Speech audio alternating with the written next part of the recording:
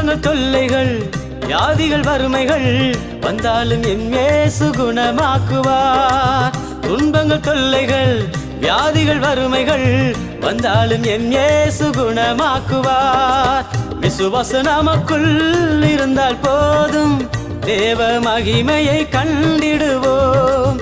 விசுவாச நமக்குள் இருந்தால் போதும் தேவ மகிமையை கண்டிடுவோம். உந்தன் வல்லமைகள் குறைந்து போகவில்லை, உந்தன் உயிர்த்தெழுதல் மகிமை மாறவில்லை.